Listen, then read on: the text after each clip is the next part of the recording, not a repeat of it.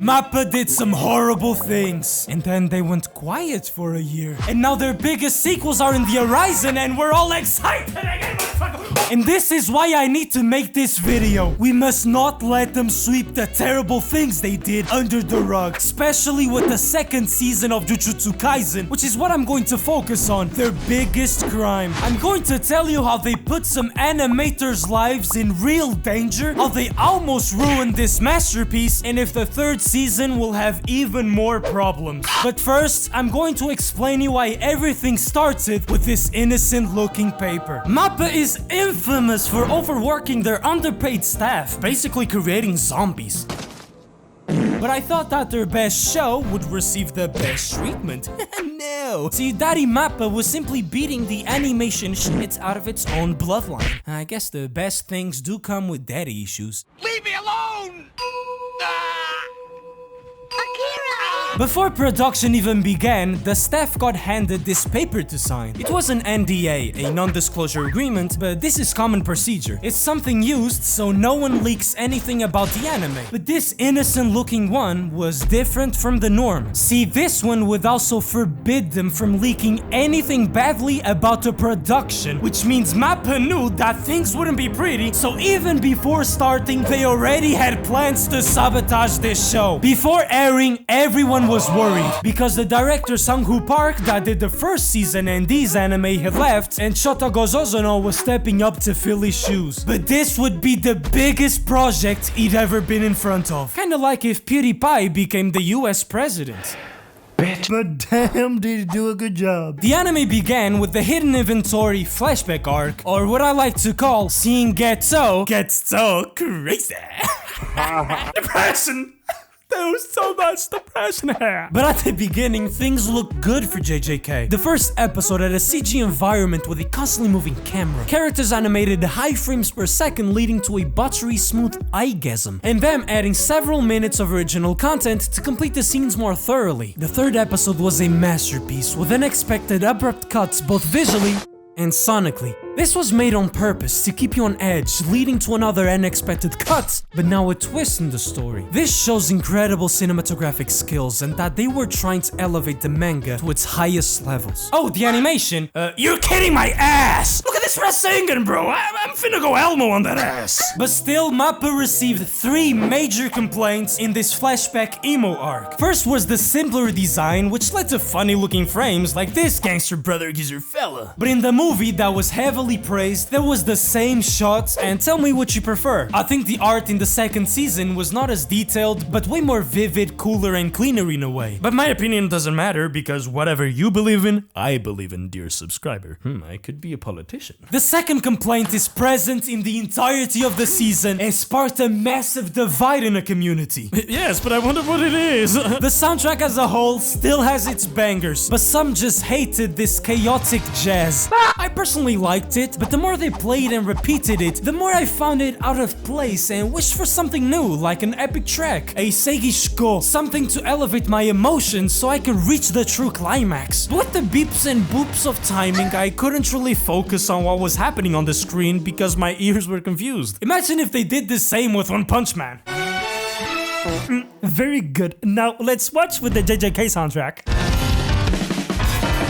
Very bad. For the first time, I understand both sides of the fan base, so I would like to know your opinions down in the comments. Like and subscribe. Third, and probably the biggest fire of stupidity in the series, and one of the few things that Mappa got wrongly accused for, was this highly anticipated panel, mainly due to the fact that it wasn't exactly the same as in the manga, which is so stupid. Animators need freedom of expression and creativity. Narrowing their views will only take away the love and passion they have for the craft. I'm talking about the honorable panel. The scene was beautiful, and the soundtrack, here implemented so seamlessly, was suited perfectly to Gojo's emotions. That being a gentle, quiet music to symbolize Gojo's feelings, or lack thereof, representing the birth of his domain expansion by him feeling every single emotion, but at the same time not feeling anything at all. He was a godlike being, symbolized philosophically by the golden color scheme. And he was f***ing high. Okay, he wasn't pointing to heaven and earth like in the manga, more like side to side, which I understand can be a tiny nitpick, but not enough for the hate it caused. I mean, here is a technical explanation. And now here is is an emotional explanation. I feel like people just want something loved by many to hate so they can feel special. It was even better than the manga, even adding some original content to make the scene more impactful, really pushing this narrative that he's basically a deity, a Sigma male. In the manga, the vibe was different. He simply was an overpowered, reckless brat drugged out of his mind. That was pretty cool, to be honest. This drama that spawned out of nowhere can only be explained by the community being too spoiled, and that anything associated with Mappa gets heightened to its extremes, which some called the Mappa effect. Despite these hiccups, everything was looking good for JJK, until they stopped airing for a month after the flashback PTSD arc to give more time for the production to be finalized after just 5 episodes. This was the turning point, the warning for what was about to happen in the Shibuya incident. This arc is where the story takes a huge turn, an incredibly ambitious arc, but not a nice thing due to the quick deterioration state of the production, the plummeting quality of the in-betweening, a breakdown in cohesion making the scenes confusing at times, the drawings more and more uneven as episodes go by, and eventually with sources close to the animator stating that a lot of the shots we saw weren't even close to the original idea. This was made clear in episode 12 with a tweet that would scare every anime fan. This is the one where Nanami went daddy god mode with this amazing looking panel. But you could tell that things didn't look as smoothly as before. For a casual fan like me, I couldn't care less, it still looks amazing. But for the hard-working perfectionist geniuses, there are those animators. This didn't look like what they had originally thought because of the inhumane time schedule tasked upon them. Shirobako is an anime about producing anime. Why is this relevant, you ask? Because Shunsuke Okubo, the director of this episode, posted an image of a character, an animator in the story of this show, visibly tired and you know what's going on. They couldn't leak anything or they would get sued, so this was a way for him to ask for help, almost like an SOS, so the public would know that it was pure chaos inside and things would get even worse. Episode 13 was maybe the best fight in the show. By the way, I'm still indecisive, so tell me in the comments which one of these fights you thought was the best. But still, this one was nothing short of extraordinary, with an apparent cyberpunk edge runners vibe. The question about, can this new director produce fights like the first season, went away. The fan base was mesmerized, but it didn't last long because some information about the production was going to be let loose. Kazuto Arai, storyboard and director of this episode, said that there were bad news. He was so done and it was the most boring ending imaginable, which in retrospective explains why the last episode felt so lackluster. And he also said something that probably every single animator felt. I'm seriously deflated. Nothing is fun anymore. I can't stand it. Things were horrible, and we were barely over halfway in. Right after this, episode 14 was probably the worst animated one. I guess they didn't care about Octopussy, and to be honest, neither did I. But there was no cohesion between shots, lots of still frames, no fluidity in certain parts, and what the fuck is that? To no one's surprise, more stuff came out about the production. A regular layout of a normal anime episode with decent scheduling is around 50 to 60 layouts in 2 weeks. Well, this episode director just had to manage 250 animation layouts in just 2 weeks. The fuck? It's just insane, and he still gave us a decent episode with good scenes, but of course he wasn't pleased with the outcome. He even used a pen name so his actual name wouldn't be associated with the episode. He also said some depressive stuff like, everyone is not trash like me. I want you to leave me alone. I will live my life as the worst animator who has ruined the masterpiece, but still thanked everyone that helped him and was in the project. What Mappa did to human lives is simply disgusting. And don't worry, it gets even worse. Yes, we got the sexiest man alive fighting, Victory Bell versus Machamp, and then the episode that stirred the most amount of controversy, episode 17.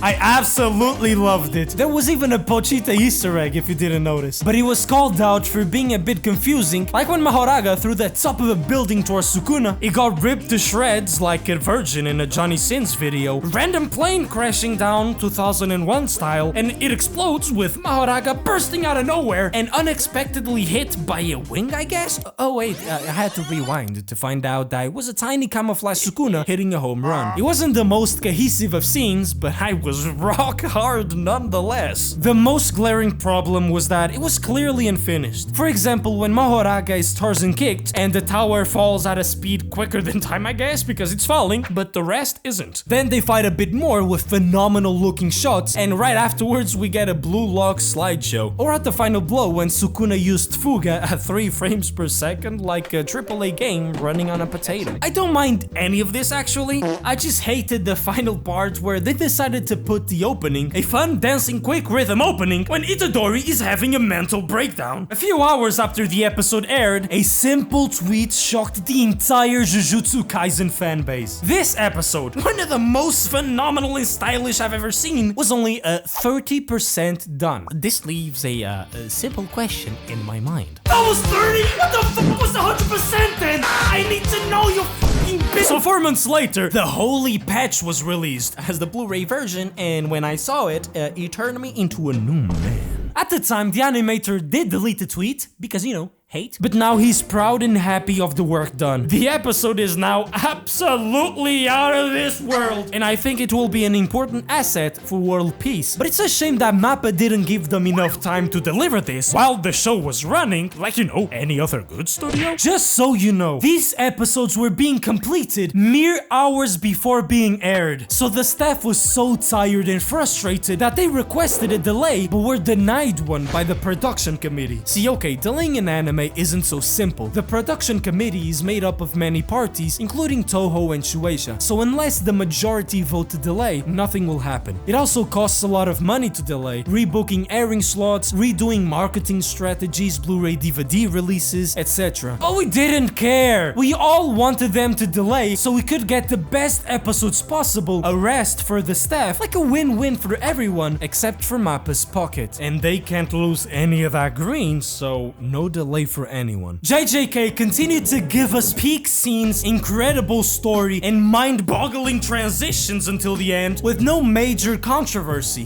but leaving a sour taste in our mouths. I don't even know if I should call this peak fiction, because I don't want to be overly positive towards Mappa, so they don't continue to use their employees as cattle. This leads me to the saddest story. There's an animator that risked his life to give us the animation we wanted. His name is Mr. Hokuto Sadamoto. He wasn't in the best health conditions to begin with. He knew that, but he still wanted to try and help Jujutsu Kaisen. But due to the overwork and insane hours, he had heart problems. Sounded like a cardiac arrest, but I'm not sure. He had to go to the hospital, and sources say that he was in serious condition. His heart was enlarged and had severe pneumonia. He couldn't breathe for half a second without respiratory support, vomiting blood. After walking for 2 steps, he would throw up and pass out. From the updates he posted at the time, he's alive and still able to draw phenomenal pieces of art, but there was a chance that he was going to lose the vision in his right eye forever. He posted tweets that if he couldn't animate because of this, he wouldn't know what to do, not even have the will to live. He's not the only one. There was another staff member saying that he wanted to be isekai'd quickly, and he's probably not alone in this. This is no joke. I truly hope everyone affected is well, and if they can, just go to other projects that aren't hell. These ridiculous time restraints caused severe problems, and I cannot help but realize that what actually caused this was Jujutsu Kaisen 0. A normal anime movie takes around 8 months to a year to be produced, with other examples like Red Line that took 7 years. Well, Mappa gave the staff 4 months to make this one, and when it came for the payments, they were stalling, so they wouldn't even pay some workers, allegedly, okay, allegedly. They still made a lot of money with the movie, and not a lot of controversy came along, so they thought that they could get away with even worse. To explain this better, a normal 12-episode anime takes around a year to be made, so the second season of Jujutsu Kaisen with 23 episodes should have taken 2 years minimum, right? They gave them 6 months. Do you see how crazy and insane this actually is? Who in the right mind would do this? Oh, only greedy old bastards! They wanted all the money for themselves and everything made quickly so the show wouldn't lose any hype. Those greedy cunts. The question remains, will the problems continue? I can't predict the future, but what I do know is that there were 9 months since the announcements of JJK0 and its release date, but also 4 months for production, so maybe the announcement doesn't mean shit. But at least now it has been more than a year since the Chainsaw Man movie was announced, which I suppose means more time for production, which is already a good step forward. So hopefully Mappa has learned the lesson and the 3rd season of Jujutsu Kaisen will also take longer to cook. I can smell